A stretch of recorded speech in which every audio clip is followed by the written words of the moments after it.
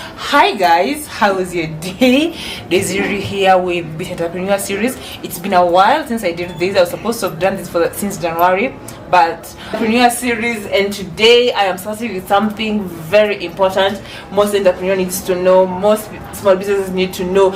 If you own any business or want to start a business, the most important thing, even before you do your business plan, is what? A business model. Now in short, I'm going to be having a mixture of my experiences and classes. So this is the first lecture we're going to have today. So let's define a business model. So a business model. A business model is a roadmap for a company into making profits.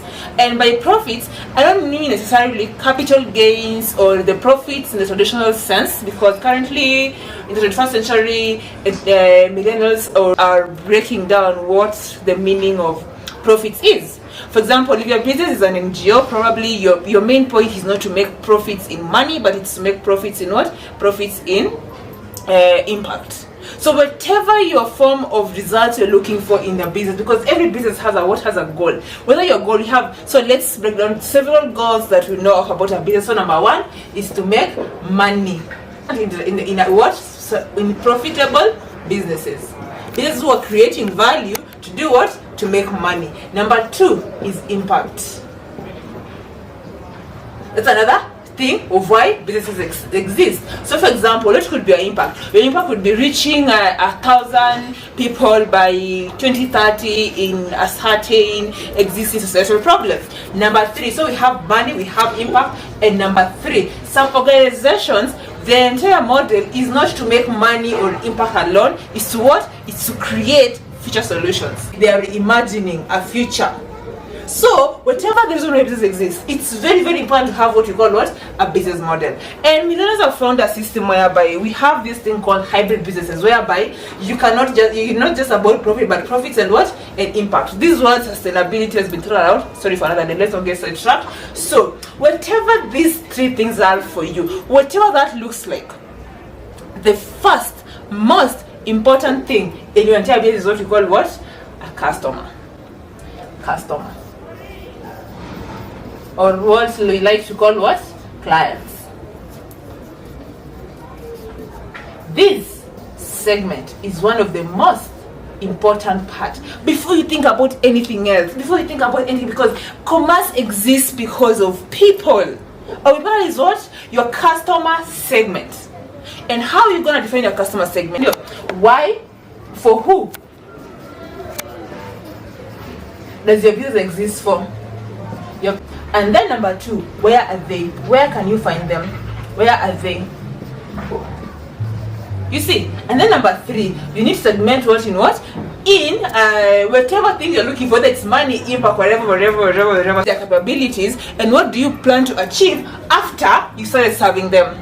So number three is where. So first of all, it's for who, where are they, and how can you best serve them.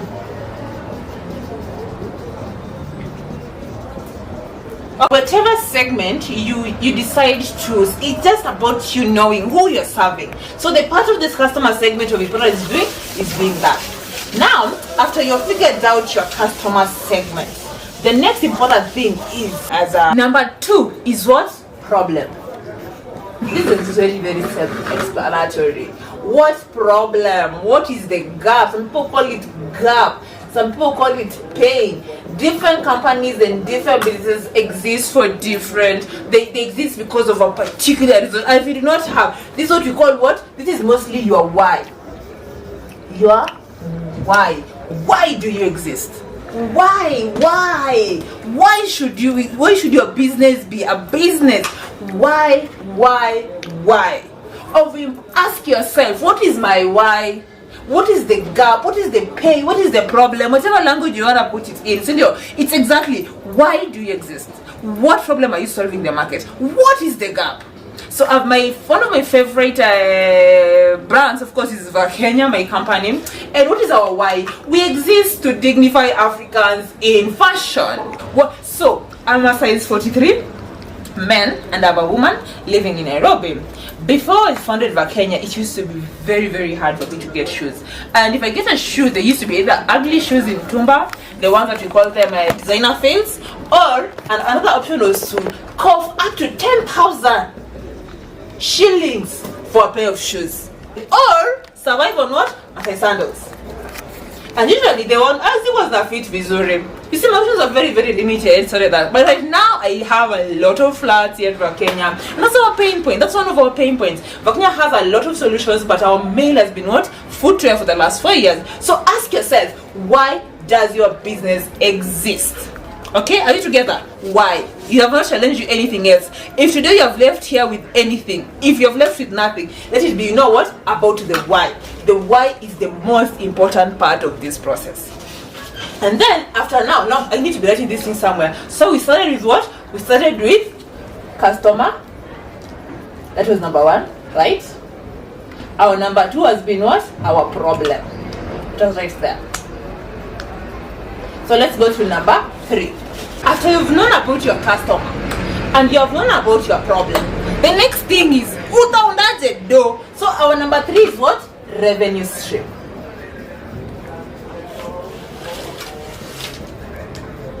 So we have found our customer. Let's say our customer is who? It's Daisy Rono, size 43 women, size 43 shoe size, right? And then what is her problem? Cannot find fitting shoes.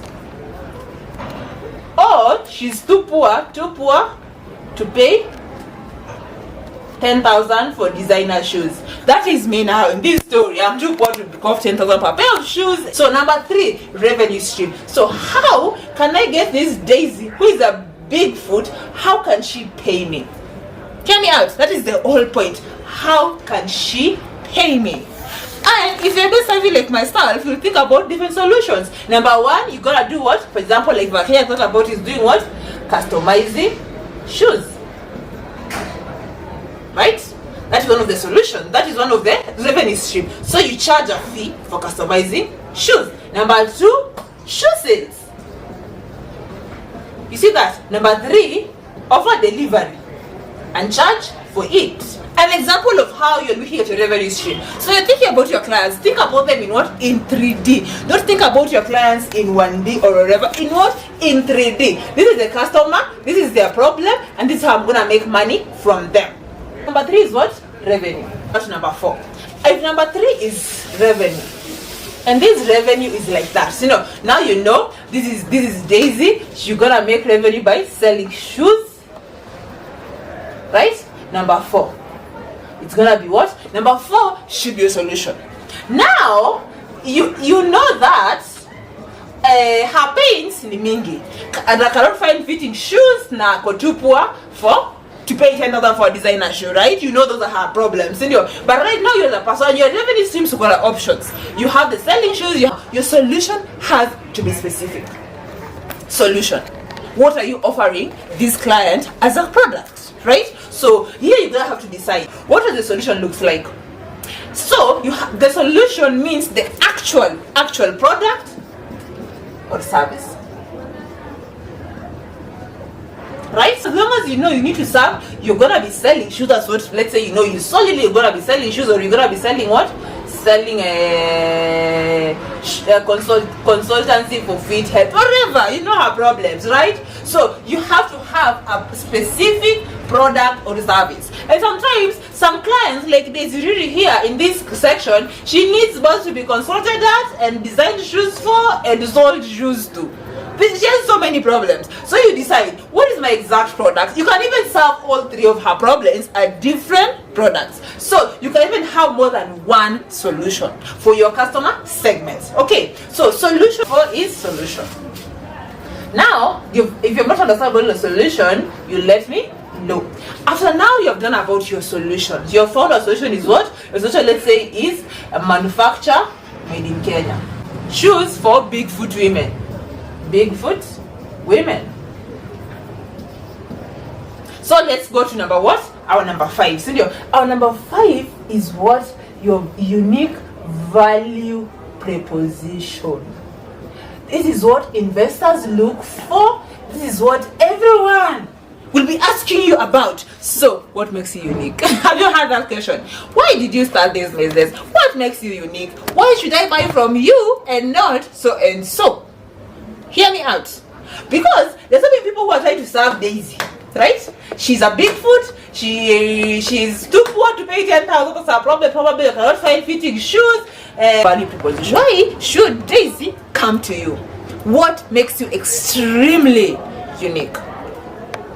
Usually that changes from company to company. Some companies, the value proposition is very, very easy. Like for Vakenya is doing what? Dignifying African fit. Simple. Dignifying African fit. That's our value proposition. No one is doing that. No one is trying to find a template for African fit. No one is trying to work towards such a thing. Okay, that is number 5. What is your unique value proposition? But then again, what are our pipeline, or what we call what? Channels. Number 6 is what? Channels. What do you mean by channels? Usually involve things like the supply chain. How does the supply chain looks like for you to serve Daisy very well? What channels are you gonna use? For example, channels for manufacturing or sourcing. Okay, let's use sourcing. Channels for sourcing. How does your product look like for sourcing? For example, if you're in the service industry, you need to get people who are highly trained to deliver your solution. Channels for sourcing, right? Channels for production. After your production, doesn't mean what production means for you. Channels for marketing. Channels for delivery. This Daisy here, all these things, how does this channel look like? Now here you're focusing on what? The supply chain. How does the supply chain look like? Because the supply chain will affect the next thing I'm going to say, which is what? Metrics. Number 6 are what? Channels. Think about the channels. Channels in the entire supply chain. How do I'm not going to repeat myself in that. Now, let's go to number 7. After all that, what are your key metrics for success? What is the one thing you as a business needs to be what? To be following? Key metrics. So, we all know all these things we're talking about today. But one of the things in this entire model that as a business are our points of what? Success. Let's say for you, number 1 is sales. Number 2 is cost of production. Number 3 is all these questions you're gonna be asking yourself. What are our measures of what? Of success. They come like KPIs. You know how to move KPIs. Even businesses have met. How do you say you fully serve Daisy today? Ask yourself that question, and when you get the answer, that is it. This is the easiest. Now, after doing all of this, of importance is how does your cost look like and cost structure. Cost structure. Example, the cost of going to market. For you to well serve Daisy here, how does this look like? And then, how are you going to find money for it? This is the simplest things, entrepreneurs. Simplest thing today I've taught you.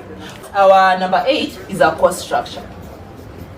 And then you'd ask me, why would I teach this class with this design? Like why did I organize this business model in this sense?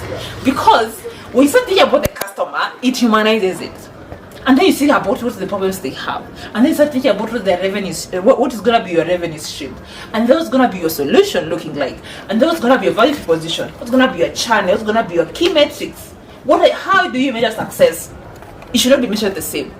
And so you need to measure success in the entire model. So in the key metrics, you need to have a lot of things. And then the last part, how does your cost structure look like in successfully serving Daisy? And then you see in this segment, you're going to have several segments. The point is, after we finish this model, you need to know who is your most profitable client and easiest to serve. That is a pro tip. Who is the lowest hanging fruit and easiest to serve? And then number 2, which one is the unique one that you can grow? To be very, very unique in your model. I think that's all for today. Again, as usual, is your girl Miss Daisy Riri with Business Entrepreneur Series, the first lecture of business model. We're gonna go deep in how to do all these things in the next classes that follow. And if you need personal consultation to help you unpack, I'm gonna leave my email here. You can contact me for it, and I'm charging a very, very friendly fee depending on how big or small your business is. Enjoy your day, and bye. When you see this, just know it was recorded in our workshop at Kenya, and bye guys.